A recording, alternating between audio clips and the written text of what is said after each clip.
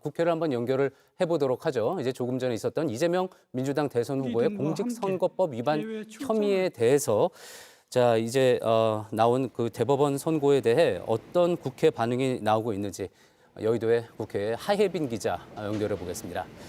자, 하 기자, 먼저 이재명 후보가 직접 밝힌 입장 있습니까? 네, 이재명 후보는 오늘 선고에 직접 출석하지는 않았습니다.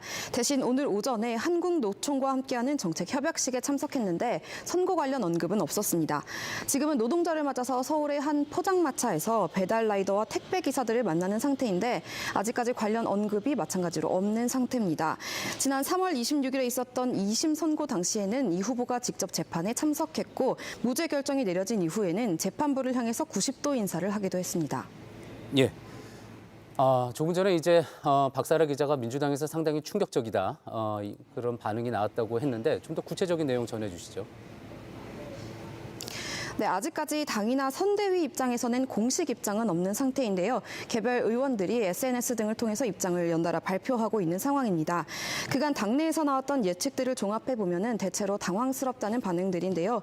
앞서 법조인 출신의 여러 민주당 의원들도 기존 2심 판결에서 이미 법리적인 판결이 끝났다면서 검찰의 선고가 기각될 거라고 예상해왔습니다.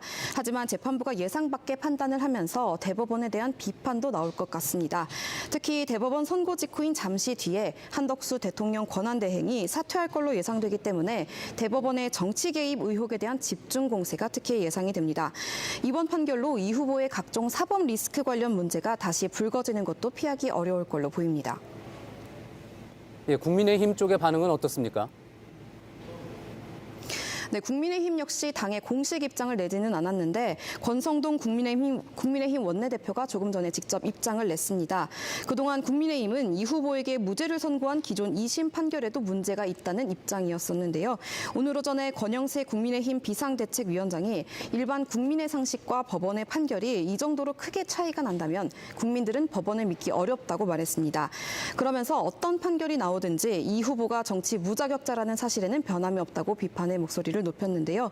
그런 만큼 오늘 판결에 대해서도 전반적으로 환영한다는 분위기가 조성될 가능성이 큽니다. 기존 2심 판결에서의 무죄를 뒤집은 대법원 판단이 국민의힘의 대선 후보 최종 경선 결과에도 영향을 미칠지 주목이 됩니다. 지금까지 국회에서 전해드렸습니다.